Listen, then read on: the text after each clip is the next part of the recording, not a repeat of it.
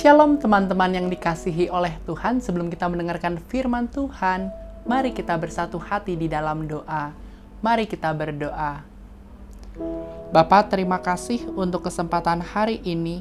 Kalau sebentar kami mau mendengar kebenaran firman-Mu, bukakanlah pikiran setiap kami ya Bapa, sehingga ketika kami mendengar kebenaran firman-Mu, kami dapat mengerti, bahkan kami dimampukan untuk dapat menjadi pelaku kebenaran firman-Mu.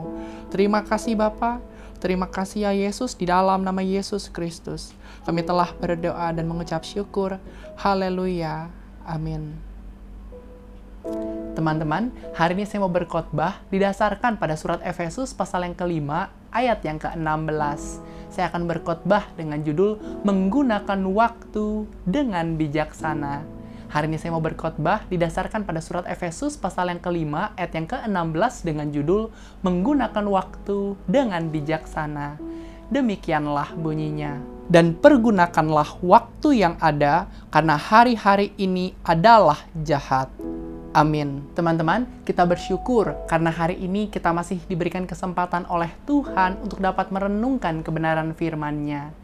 Ayat yang baru saja kita baca ini sebenarnya dilatar belakangi oleh nasihat yang diberikan oleh Rasul Paulus kepada jemaat di Efesus, supaya jemaat di Efesus mau memperhatikan cara hidup mereka, di mana jemaat di Efesus seharusnya tidak hidup sebagai orang yang bebal, melainkan hidup sebagai orang yang bijaksana. Dan dalam ayat ini kita dapat melihat isi nasihat yang diberikan oleh Rasul Paulus kepada jemaat di Efesus untuk mau menggunakan waktu yang ada, sebab keadaan di mana mereka berada bukanlah keadaan yang baik. Yang hendak ditekankan dalam ayat ini adalah Rasul Paulus menasihatkan jemaat di Efesus untuk mau menggunakan waktu yang ada dengan bijaksana. Teman-teman, ajakan untuk menggunakan waktu dengan bijaksana sangatlah penting untuk kita pahami sebagai umat Tuhan di zaman ini. Menggunakan waktu dengan bijaksana artinya kita mau menggunakan waktu yang ada untuk melakukan hal-hal yang sesuai dengan kebenaran firman Tuhan. Sadarilah bahwa kita memiliki waktu yang terbatas. Oleh sebab itu, gunakanlah waktu yang ada dengan sebaik-baiknya. Sebagaimana Rasul Paulus menghendaki jemaat di Efesus untuk mau menggunakan waktu dengan bijaksana, demikian pula dengan kita. Marilah kita menggunakan waktu dengan bijaksana. Teman-teman, marilah kita menggunakan waktu dengan bijaksana. Bagaimana kita menggunakan waktu dengan bijaksana? Apabila kita membaca Alkitab lebih lanjut, maka kita dapat menemukan paling tidak 3 cara bagaimana kita menggunakan waktu dengan bijaksana. Yang pertama, kita menggunakan waktu kita untuk berdoa kepada Tuhan. Dapat kita lihat nanti di dalam kitab Daniel pasal yang ke-6 ayat yang ke-11. Yang kedua, kita menggunakan waktu kita untuk memuji Tuhan. Dapat kita lihat nanti di dalam kitab Mazmur pasal yang ke-34 ayat yang kedua. Yang ketiga, kita menggunakan waktu kita untuk melayani Tuhan. Dapat kita lihat nanti di dalam surat Roma pasal yang ke-12 ayat yang ke-11. Teman-teman, tujuan saya berkhotbah hari ini adalah supaya pada akhirnya setiap kita dapat menggunakan waktu yang ada dengan bijaksana. Teman-teman, marilah kita menggunakan waktu dengan bijaksana. Bagaimana kita menggunakan waktu dengan bijaksana? Yang pertama, kita menggunakan waktu kita untuk berdoa kepada Tuhan. Mari kita melihat kitab Daniel pasal yang ke-6 ayat yang ke-11. Demi didengar Daniel bahwa surat perintah itu telah dibuat, pergilah ia ke rumahnya. Dalam kamar atasnya ada tingkap-tingkap yang terbuka ke arah Yerusalem. 3 kali sehari ia berlutut, berdoa, serta memuji Allahnya, seperti yang biasa dilakukannya. Ayat yang baru saja kita baca ini dilatar belakangi oleh surat perintah berisikan suatu larangan bahwa barang siapa dalam waktu 30 hari menaikkan permohonan kecuali kepada Raja Darius, maka ia akan dilemparkan ke dalam gua singa. Dan dalam ayat ini kita dapat mengetahui bahwa setelah Daniel mendengar bahwa surat perintah tersebut telah dibuat, maka Daniel pun berdoa kepada Tuhan. kata-kata sebagaimana biasa dilakukannya menunjukkan bahwa Daniel adalah pribadi yang mau menggunakan waktu di dalam kehidupannya untuk berdoa kepada Tuhan. Sebagaimana Daniel mau menggunakan waktu untuk berdoa kepada Tuhan, demikian pula dengan kita. Marilah kita menggunakan waktu yang ada dengan bijaksana, yaitu kita mau menggunakan waktu kita untuk berdoa kepada Tuhan. Berdoa kepada Tuhan artinya kita berkomunikasi dengan Tuhan. Di dalam segala keadaan yang Daniel alami, Daniel tetap mau berdoa kepada Tuhan.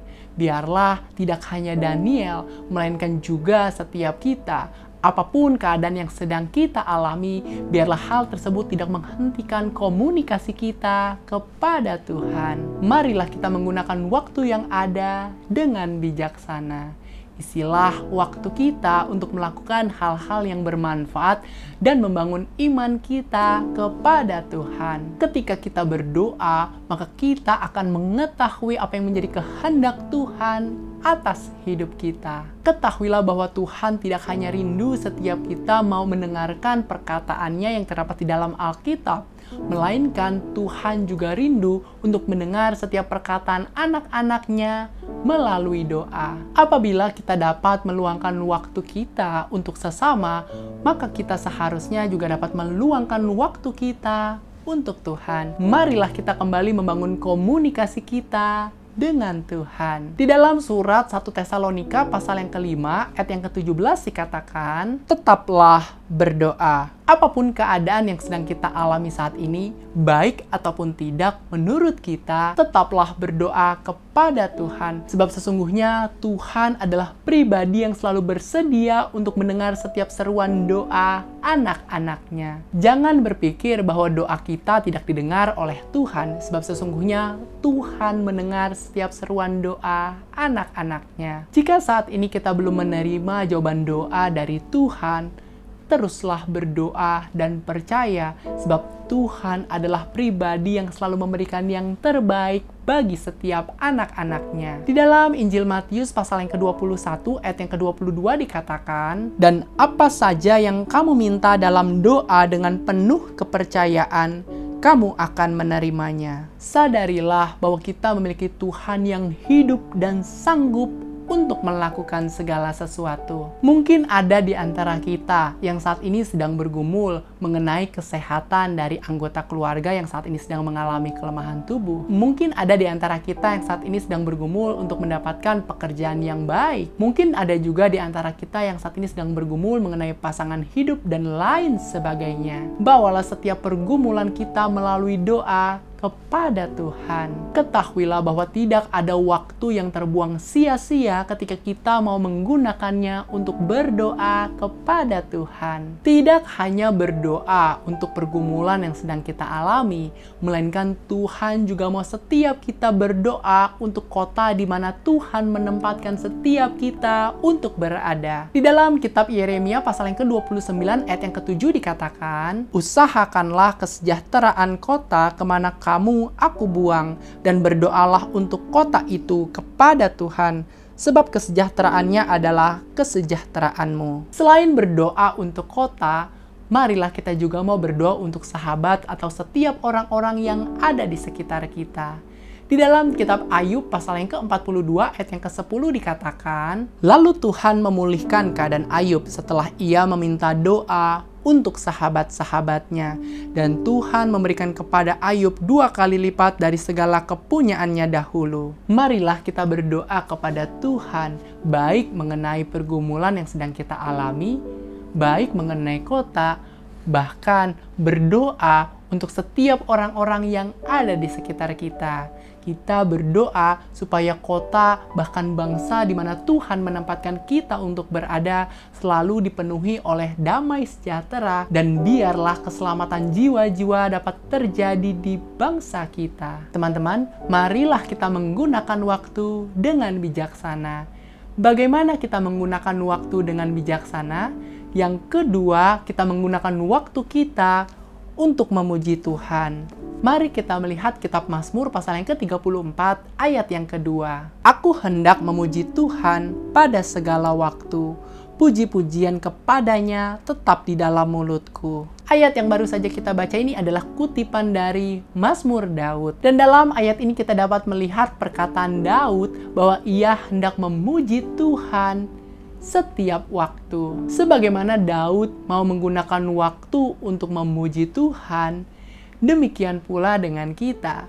Marilah kita menggunakan waktu dengan bijaksana, yaitu kita mau menggunakan waktu kita untuk memuji Tuhan. Sebagai ciptaan Tuhan, maka kita seharusnya mau menaikkan ucapan syukur kita kepada Tuhan yang telah menciptakan setiap kita. Marilah kita memuji Tuhan dengan perkataan kita. Berhentilah untuk memperkatakan hal yang sia-sia dan mulailah untuk mau memperkatakan hal-hal yang berkenan di hadapan Tuhan. Banyaklah kebaikan yang Tuhan telah kerjakan di dalam kehidupan setiap anak-anaknya. Oleh sebab itu kita seharusnya bersyukur kepada Tuhan.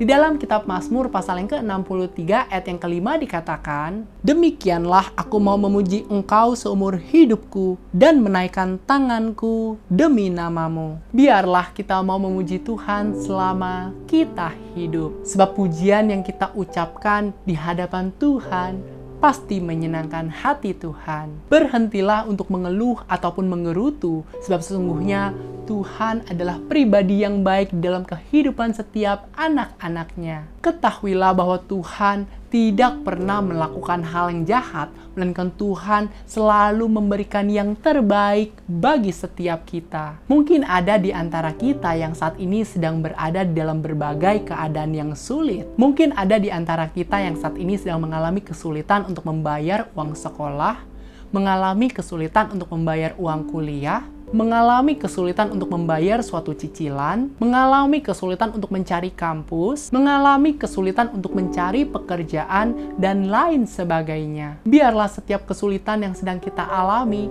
tidak menghentikan kita untuk mau tetap memuji Tuhan. Di dalam kitab Kisah Para Rasul pasal yang ke-16, ayat yang ke-24 sampai yang ke-26 dikatakan, "Sesuai dengan perintah itu, kepala penjara memasukkan mereka ke ruang penjara yang paling tengah dan membelenggu kaki mereka dalam pasungan yang kuat. Tetapi kira-kira tengah malam, Paulus dan Silas berdoa dan menyanyikan puji-pujian kepada Allah, dan orang-orang hukuman lain mendengarkan mereka. Akan tetapi terjadilah gempa bumi yang hebat, sehingga sendi-sendi penjara itu goyah, dan seketika itu juga terbukalah semua pintu dan terlepaslah belenggu mereka semua." Biarlah tidak hanya Paulus dan Silas yang mau memuji Tuhan, melainkan juga setiap kita.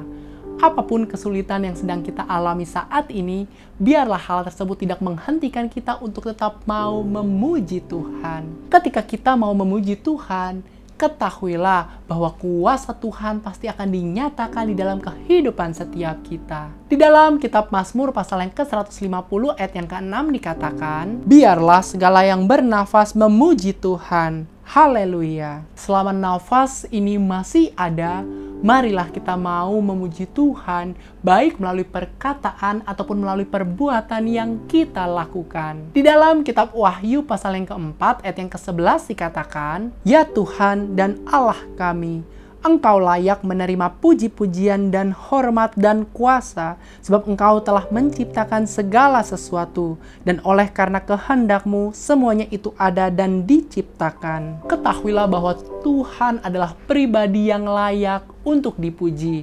Oleh sebab itu, marilah kita mau menggunakan waktu dengan bijaksana, yaitu kita mau menggunakan waktu kita untuk memuji Tuhan. Teman-teman, marilah kita menggunakan waktu dengan bijaksana. Bagaimana kita menggunakan waktu dengan bijaksana? Yang ketiga, kita menggunakan waktu kita untuk melayani Tuhan.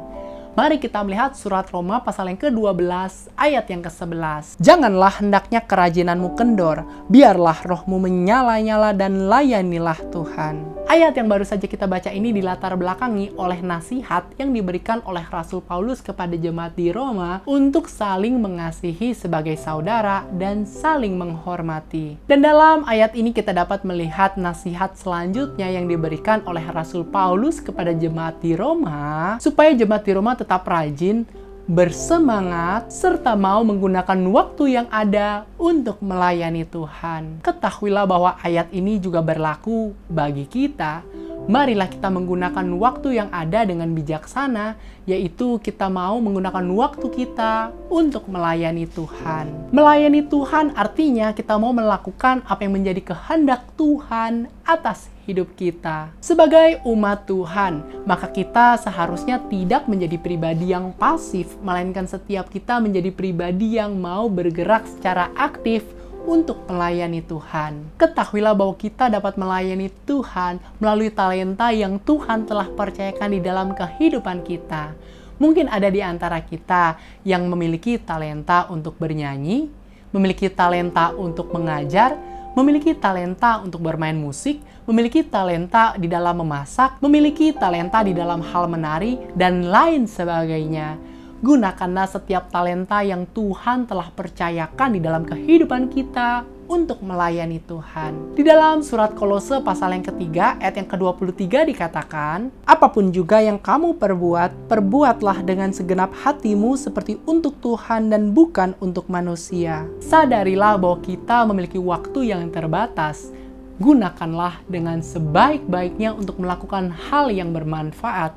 Salah satunya yaitu dengan mau melayani Tuhan. Dimanapun Tuhan menempatkan setiap kita untuk berada, lakukanlah setiap kepercayaan yang Tuhan berikan dengan segenap hati, seperti kita melakukannya untuk Tuhan. Di dalam surat 1 Korintus pasal yang ke-15, ayat yang ke-58 dikatakan, karena itu, saudara-saudaraku yang kekasih, berdirilah teguh, jangan goyah, dan giatlah selalu dalam pekerjaan Tuhan, sebab kamu tahu bahwa dalam persekutuan dengan Tuhan, jerih payahmu tidak sia-sia. Ketahuilah bahwa setiap hal yang kita lakukan untuk Tuhan tidak pernah sia-sia. Jika kita menyadari bahwa kita telah kehilangan semangat, bahkan kita telah merencanakan untuk berhenti melayani Tuhan, biarlah kebenaran firman Tuhan hari ini mengingatkan kita kembali untuk mau menjadi pribadi yang tetap bersemangat di dalam melayani Tuhan. Ketika Tuhan Yesus datang ke dalam dunia,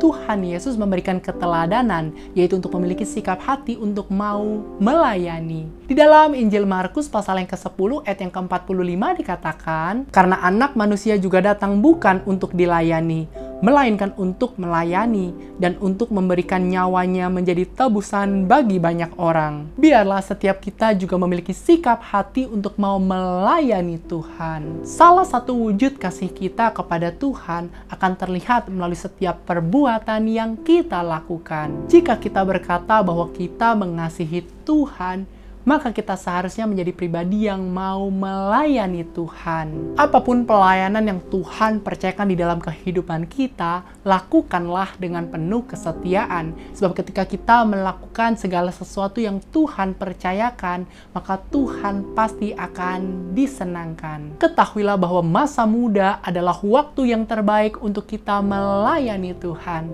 sehingga banyak jiwa-jiwa yang dapat kita selamatkan bagi kemuliaan Tuhan. Di dalam kitab Kisah Para Rasul pasal yang ke-20 ayat yang ke-16 sampai yang ke-19 dikisahkan sebuah kisah di mana sesampainya Rasul Paulus di Miletus, Rasul Paulus memutuskan untuk tidak singgah ke Efesus sebab Rasul Paulus tidak mau menghabiskan waktunya di Asia dan ia berkehendak untuk dapat tiba di Yerusalem pada hari raya Pentakosta. Sehingga Rasul Paulus mengutus seseorang dari Miletus ke Efesus untuk menyampaikan pesan kepada para penatua jemaat untuk datang ke Miletus. Di dalam kitab Kisah Para Rasul pasal yang ke-20 ayat yang ke-18 dan 19 dikatakan, sesudah mereka datang, berkatalah ia kepada mereka, kamu tahu bagaimana aku hidup di antara kamu sejak hari pertama aku tiba di Asia ini.